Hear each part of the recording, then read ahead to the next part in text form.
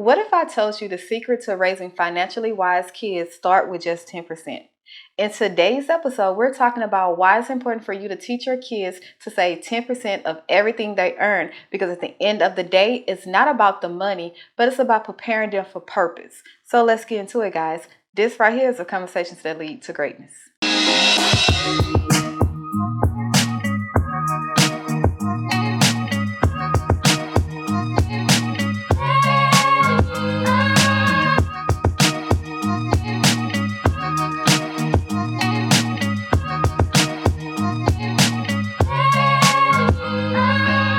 My name is Akeisha Smith. And I'm Lester Smith. And welcome to our coaching podcast where we educate, motivate, and inspire you to break free of your limiting mindsets in marriage, faith, and finance that hinders your ability to create the life you desire. Today, guys, we're talking about kids and money. Kids and money, kids and money. Yep. But before we dive into it, guys, if you have not joined the family of like-minded individuals that is tapping into their greatness, go ahead and click the button and subscribe to our YouTube channel. We have a plethora of videos, okay? A lot, like over 100, maybe over 200. No, not that many. I can't remember. It's over 100. We out there. Maybe like 150, okay? So yeah, and it's centered around faith, marriage, finance, all that good stuff, all right? Mm-hmm. All right, babe. So we're talking about why it's important to teach your kids the importance of saving 10%. Mm-hmm. All right, let's dive into that thing. Yeah. Let's go. It's on you, baby. Where this topic came from, I got a 15-year-old in my mentorship. And I was just telling them this last night. I was like, you know what, that'd be a great topic. And the reason I felt like it'd be a good topic because we got to start with the youth. Mm. And we start with the youth, then we could change the whole trajectory of the family tree. Ooh. Yeah, so... but in order for us to teach the youth that, we got to be doing that as well. We got to be saving 10% of everything we make as well. But you can tell your kids, hey man, save 10% of everything you make. And the reason I had told him that because I got that out of The Richest Man in Babylon. It says save 10% of everything you make. That's the basis of the whole book. To save 10% of everything you make, whether you in debt or whatever, save 10%. And I told. He's 15 years old, and I told him, I'm like, bro, if you save 10% of everything you make for the rest of your life and never touching the principal, when you get that check, he said he had a $400 check coming. I'm like, you put $40 up into your savings account. As soon as it hits your bank account and it's cleared, put that $40 in your savings account and don't look at that savings account. And you spend that $350 or that $360, whatever it is, and don't touch that 40. You know what I mean? So that was where this episode, this topic came from. Right. Mm-hmm. And with me, when I think about that, it's like you're building the discipline up. You're teaching your kids discipline. Mm-hmm. I think that's what a lot of kids lack in today's time. Yeah. Is discipline, is because their parents is not disciplined. They wasn't taught it. Yeah. So I think that is one way to start disciplining your kids and teaching them, hey, we're just not gonna save money, but you're gonna build discipline up. You're gonna build the muscle of delayed gratification. Mm-hmm. You're gonna build the muscle of putting, things aside for rainy days or for, to pay your tithes or whatever. You know what I'm saying? You learning to, hey, this 10% I'm not gonna touch, mm-hmm. right? And I think when you teach them that, it's more of a muscle that needs to be flexed, because a lot of times. Think about when kids are working, like from you start working at 14 mm-hmm. until now, even though they're working, their parents is still paying for bulk of their stuff, mm-hmm. right? Yeah. What they might pay for is maybe the shoes or something that they really, really want. Mm-hmm. And that thing... He was spending all his money on clothes. Yeah. Clothes and food. Yeah, and food, mostly food, right? Yeah. But the bulk of the things... DoorDash and Uber Eats. That part, because they haven't understood the money part aspect of it. Mm-hmm. All they feel is like, I can just go to work. My mama and daddy is going to take care of all the real stuff so I can blow my money. Yeah. That way, like teaching them to save is teaching them discipline in that. It's mm-hmm. not just you can just blow your money because you can just go to work. Yeah. It's by that you saving that money and you're spending wisely, so you're able to save and put yourself in a position. Mm-hmm. She just walked in. Hey guys, we got interrupted. Baby came downstairs. Listen, okay? Now back to what I was saying, which I don't know. But next point. Let's go to the next point. Yeah, I want to say this. I was talking to him about the young man that I was telling you about. I was talking to him about, because he's been working for about 6 months. Maybe a little over 6 months. I say, hey man, how much money you got saved up? He's like, I ain't got nothing. The whole summer. I was like, so bro, he started working before the summer started. But I know, but I'm like, so bro, you done blew all your money? You ain't got nothing? He's like, man, I ain't got nothing. I'm like, yeah, you sound like me when I was your age. So, hey, if I had me when I was your age, I'd be doing a whole lot better. So I'm telling you, you need to start saving 10% of everything you make. He say, well, and what I'm supposed to invest that in? What I'm supposed to invest that in? I say, you save the 10% first, then we'll talk about investing later. Mm-hmm. Yeah. Do you think that's just something that just not taught in our culture about saving? Because when you look outside the culture, they understand like investing and saving and not spending money on foolish things.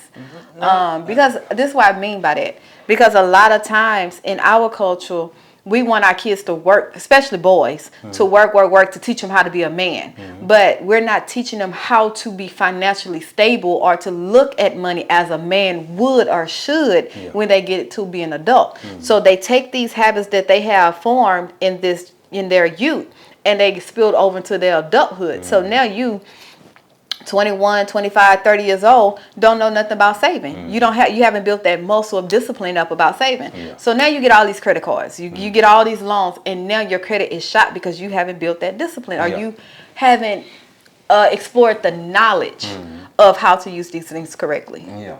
I think I don't think it's just necessarily in our culture. I think it's in all cultures, except the Japanese and Chinese cultures. They teach that deliberately. They teach that. As far as all the cultures that's here in the United States, they don't teach that here. It's just something that's continuously passed down from generation to generation. If nobody never says anything about it, it's going to keep continuously going on. Yeah. And with us per se in our household, we got to be the ones that change that family tree. Yeah. And you guys may have to be the ones in your household to change the family tree.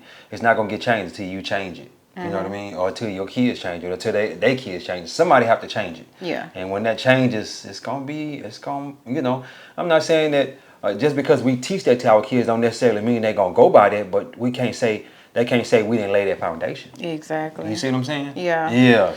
So would you say, what age would be too late to teach, especially boys? I think girls, we good at saving money. I really don't think it's never too late to teach. Okay. If you're still walking around on this earth, it ain't too late. No. What I mean as far as kids, like they start working between 14 and 18, they're in school. Yeah. At what point it's almost like, well, they didn't work 3 or 4 years, now it's too late to come in and save them? Or is that ever a point? I don't feel as though it's never too late. Okay. Let me tell you what I mean when I say that. I didn't learn about this till I was 29 years old. Mm-hmm. Now, what if my dad, he just not learning the information, he come to me and say, son, you need to start saving 10% of everything you make. I basically had a mentor, which was Dave Ramsey. He was basically my dad at that time. He taught me at 29 years old to start saving 10%. Gotcha. So I don't really think it's never too late. Okay. Yeah. So especially if you haven't never did that before, and then once you learn that, then start teaching it to your family members. Yeah. Yeah. That makes sense. That's my thought process. Okay. Yeah. That makes sense. Mm-hmm. What is another reason why it's important to teach your kids to save 10% while they're working, especially during school? So they had that FU money. I was finna say teach them value of $1. That's so they had that FU money. What is the FU money? If your boss say, hey, I need you to work overtime, I ain't doing it. Well, see, no, because kids do that now. You ain't got to say it like that, but you like, I'm good. And he say, who need this overtime? And you ain't got to be the first one to jump up and say, look, I need it. You ain't got to be the first one to do, because you got you got this over here. You know what I'm saying? It's looking good. You know, he's like, I can go spend some time with my kids. I can go spend time with my wife or whatever. But they ain't got no kids and wife. We talking about kids. Okay. You know, we talking about kids. I thought we was going into the adults. Oh, okay. I didn't know that's where we was going. Take me down. Because you said, say that. That's the question again. I don't remember. You said. What is another important reason you should teach them to save 10%? Yeah. I'm thinking like long term. I'm not thinking right now while they're young. Okay. I'm thinking later on, because if they start saving their 10%, like he's 15, they start saving their 10% at 15. When he become a practice habit. Yeah, when he get 25 or 30, you know, he's like, I got to help you money. You know what I'm saying? I see where you're going. I'm like, you know, I ain't got to do all that. You know what I mean? But some people feel they so broke that they feel obligated to work when the man asks them to work. Yeah. You know what I mean? They're broke in their mind. They scared to lose their job. Or they're broke in their mindset because they might look at their bank account, they might have enough money, right? Yeah. But because they feel that until I get this amount of money, I'm never going to be comfortable, right? They want to be on a struggle bus, or they want to hustle and grind. What is that? Grinding all my life. Hey. Why you always sing that song? I don't know, because when you told me that, I was like, that's the dumbest thing ever. Who want to do that? But they condition their mind to grind. So therefore, man, I'm finna, instead of spending time with family, instead of going to family functions and holidays and birthdays, man, I'm finna go get this money. Well, that was me. I know, that's what I'm talking about. That was me. I did that for me. But you didn't have to. I didn't. Exactly. That's my point. Period. The money was there. The money was there. The money was being saved, and I had. You did not have to chase it. I could say. Literally, that was F you money. I could say, hey, F you, I ain't finna do this here. You know, but I decided that I wanted to put us in a great place, so that way, I didn't know that the Lord was gonna call me into doing what we're doing. I didn't know He was gonna call me to do that. So it's good that I did do it like that. Yes. Because if I didn't do it like that, I wouldn't have left. Yes. Yeah. Now we're talking about this I understand where we at standpoint now. Yeah. But I'm talking about before we had kids. Yeah. Before, when you was just missing everything, you was hustling, you was grinding. To me, that was a broke mindset. Yeah. And the reason being is because you didn't have to. You chased the dollar because that was the norm. It was in your culture that, man, if you don't go to work, a man don't eat. Yeah. You got to provide for your family. You got to go be at work. Miss family functions, mixed birthdays, holidays, go to work. Now, this is what I would say to that. If I were to, that extra time when I was at work, that extra time, like let's say I had a minimum of 60 hours a week I was working. Now mind you, I was working 100 hours, 80 to 100 hours a week. Now, you gotta remind me. Now let's say that I was doing, if I did 60 hours a week, let's say I just did 60, and put that other time into learning a skill to be able to free up. Yeah, to free up the time. I didn't actually learn the skill into 2020 when I was already 39 years old, starting investing in real estate. You know, but if I would have took that extra time and invested that back then we'll be a whole lot better off. I know. Yeah. So, but you know, it's never too late. You know, you're still kicking. Let me ask you this. Yeah. What made that change? Because I think a lot of times our environment and our circle and the people we talk to or have our ear affects how we think. Whether we going to aspire to be something more great and get uncomfortable, or stay the same because this is the norm. What was that thing that made that shift for you? Was it because you got enlightened to someone else? Maybe it was pastor and how you got exposed to that. Was it you found a mentor, Myron Golden? Like, what was that shift? Just started reading more books in 2020. That was the shift. What made you start reading it? I made a conscious effort to read more books. I couldn't cut the TV off. So did you feel like, okay, let's dive deep into that? Yeah. What was that feeling that made you like, man, was it you wasn't fulfilled in your life? You felt like you can be farther along? You felt like it was something better than what you're doing? I think it was just more of a what am I trying to say? A need. It was desire. It was a desire in my heart to want to learn more. Okay. To want to learn more knowledge. to get another skill so I can make more money and stuff like that. And God put that desire. Yes. You know what I mean? That's just period and point blank. But it was a desire to learn more. And then once I went down that rabbit hole, here we is today. You know, it's just like once you go in that rabbit hole, it ain't no coming out. I remember I wanted to just read 12 books that year, 1 book a month. That turned into 24 the next year, and then 50 something the next year. It just kept going on and on. It's like you had this hunger, this thirst for knowledge, and it wasn't nothing but the Lord that put that there. Yeah. You know what I mean? It's like, what am I doing with my life? Okay, I'm going to be 40 years old. I think that has something to do with it Close too. to that knocking on That I'm knocking at the door of 40. I'm like 39 years old. I'm knocking at the door. What am I doing with my life? Do I plan on working this job for the rest of my life? And retiring when they say retire. Yeah, retire when they say retire. Most of these guys, I'm looking at these guys, they 75, 80 years old still working. Of course, they not doing a whole lot. They just sitting on their butt all day. But they making money, making $500-600 a day, just sitting on their butt. But do I want to be here looking at these other people? In the heat. Forget. They're 75, 80 years old, having these people tell me what I can do and what I can't do? No, I don't want that. Yeah. So that's what made me really just jump off into the more finance, because I was already in financial literacy. Jump into more financial literacy. Yeah. And learn more stuff about that. Different ways that other people do things. Yeah. Mm-hmm. Yeah. I always wonder that, because a lot of times a shift have to happen. Yeah. Like you have to get to the point where you're sick and tired of being where you're at. And you have to want change. You have to want better. And that's why I always tell people, you will never see something that's wrong with you if your environment or your circle is okay with it. Like you won't see a problem. It's just like me pointing out to Lester, hey, you don't see this is you. I'm pointing telling this is something wrong. Yeah. You don't see nothing wrong. He don't see nothing wrong with it, so therefore he's not going to change it. Yeah. So if my environment is okay in my wrong and is upholding and uplifting my wrong, I'm going to think it's normal. Yeah.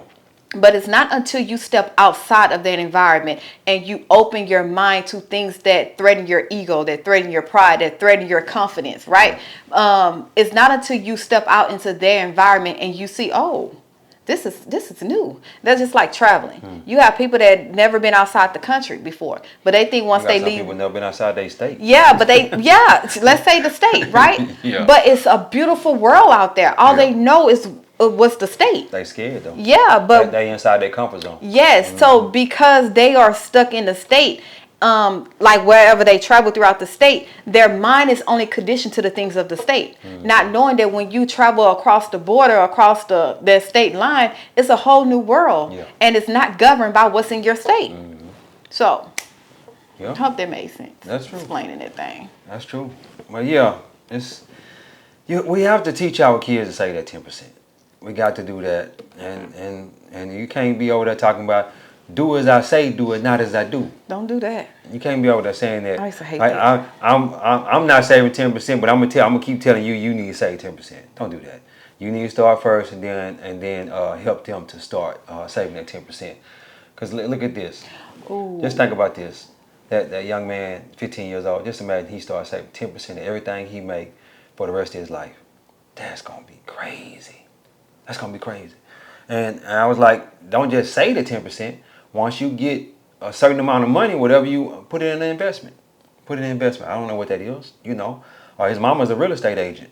So maybe she can help him start flipping houses or something. I don't know. Whatever he gets into, he's already talking about going to go work for somebody. I'm like, bro, you don't have to work for nobody. You really don't. I don't know if she necessarily want me teaching them that information. But if she didn't, she picked the wrong mentor. You know what I mean? Because I'm gonna tell them, hey, you don't go work for nobody. Don't even go to college. You know what I mean? I'm not gonna push that on him, but I'm like, hey, you don't have to go work for nobody. You have other options. That's not your final choice to make it out the hood or make it out your environment. And that's exactly what I told him last night. He's like, man, I want to go work at the refinery and stuff like that. I'm like, damn, the refinery. Bro, I was working at the port. The port is something similar to the refinery, or whatnot. And I wasn't happy there. I left, 3 years ago. Did 21 years there. And I'm like, no, I think you need to, learn how to invest, learn how to invest your money, yeah. Go Or ahead. even learn a trade. Yeah. That way you can start a business. I think everybody is everybody is teaching kids, hey, go to college, get a degree. No matter what, if the degree gonna be used, Yeah. get a degree, because nobody in our family ever had a degree, so you're gonna be the first one. Rack up this debt, Yeah. right? And then go into a working environment that your degree is costing more than what they're paying you. You know what? He told me that too. That's what we're pushing. That's what his mom is pushing, and he told me that he's like I'm gonna go to school and get a degree. I say, well, let me say this: 75% of the people that get degrees, they're not in the field that they got the degree in. 75%. So they basically wasted that money. He said, well, you're gonna get looked at better if you have a degree when you go apply for a job. I'm like, why we letting people look at us? That's exactly what I said. Why we let people look at us? Make your own way. And then he told me something a while back. He said he all over the place right now. I understand he's 15 years old. Yeah. But he said something to me a while back. He said, I want to go work for HVAC. He want to do HVAC. I say, why not own your own HVAC company? Go over there and learn the skill. Let somebody teach you the skill, and then once you learn that skill, then start your own HVAC Exactly. company. Because we're not pushing ownership. We're not pushing own your own business. Yeah. We're pushing work for somebody. This is job security, which is crazy because the pandemic, if it didn't teach us nothing else, it taught us that nobody job, black, white, green, blue, purple, whoever you are, nobody job is secure. Yeah. Because at the end of the day, a business is a business. It's going to take care of itself first before it collapses, right? So we're pushing this narrative that you go work for somebody versus, hey, you can go work for somebody to learn, right? To get into the environment, to learn what you need to learn, and then put that into your business, to start your own business, just like they did, right? And I think that's one thing we need to teach our kids. Stop pushing them into go get a degree, go to college. Just because you didn't do it, don't feel that they have to do it. You didn't do it. It's the reason why you didn't do it. They might not like school like that. But we need different vocational training. We need plumbers. We need electrician. Yeah. We need like the trade school stuff. We need that even more. We got some people in trade school that have went to trade school making more than doctors and nurses and like all this stuff. Lawyers. Literally. So it's like it's opening your kid's mind to not just saving that 10%, but to say, hey, there's another route to do your life. You don't have to do it the way I did or the way that culture is pushing. You don't have to do that. Let's explore these other options. I remember this older gentleman at church. He would always tell me, man, if you're not gonna go to college, you need to go down there to the waterfront and work. And that's where I ended up at the Port of Houston. He's like, if you're not gonna go to college, you need to go to the port and go to work. They paying a lot of money down there. And I went down there, and I think at the end I was making about 200 plus. So that's a trade that I learned while I was there, a crane operator. So I have that skill for the rest of my life. Nobody can never take that skill away from me. I might go back in there if I ever have to go back and be kind of slow in the beginning, but it's just like riding a bicycle. You're gonna be right back on it. But I said all that to say this: we have to teach our kids something different, and the only way we can teach them something different is if we know something different. If we don't know nothing different, we can't teach them nothing different. So let's learn for ourselves to say that 10%. And let me say this: you're gonna have problems. There's gonna be problems. Emergencies gonna come up. You know what I'm saying? And stuff like that. It's always what you call Murphy's Law. Yeah. If anything can go wrong, it will go wrong. It will. So it's always gonna be some kind of issues in there. But if you got that 10% and you've been saving that 10% all your life, you can just go in that 10% and take care of that business. There aren't too many things that money won't solve. There aren't too many things. If you need a lawyer, you got a little money, you're going to get you a lawyer. And if you need an organ, what's that $1 billion? They had you on the list. And you down 1,000 people for this certain organ. You got a little money, you go buy your organ. Say, I need a heart or a liver. Man, look here. When you have money, money takes care of business, man. Money talks. Money talks. Walks. Exactly. People say money can't make me happy. Well, this is what I say. Money can't buy you fulfillment. Only God can do that. Yep. Yeah, money can't buy you fulfillment, but money can take care of a lot of things, though. But it can buy you happiness because happiness means something have to happen. Yeah. Oh, I can take my money and make something happen. It ain't gonna last. Yeah. But I'm gonna be happy. That's why I said that. A lot of people say money can't buy you happiness. No, money can buy you happiness. It can't buy you fulfillment. Though. That part, because it ain't the same. Those are two different things. Those are two different things. I was making a bunch of money, but I was feeling unfulfilled when I left the job. You know what I mean? I was like, man, I know I'm made for more. But I'm just feeling unfulfilled right now. And it was a hole there. It was a hole in stone cold. Man, I'm like, bro, come on, let me get out here and see what the Lord got for me. And I'm glad I did.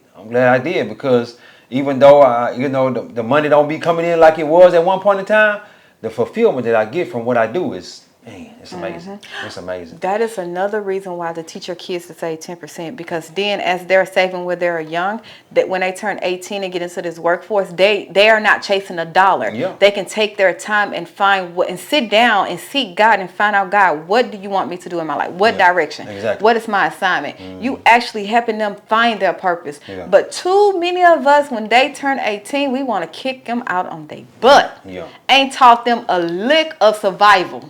Ain't taught them how to survive in a world that is meant to eat them up and spit them out. And we think, hey, you're 18, you're supposed to know this. What? Yeah. How foolish are you? Yeah. I'm talking like what's the name? Hey, look, Solomon. Look. Foolish. Man, I know a young man.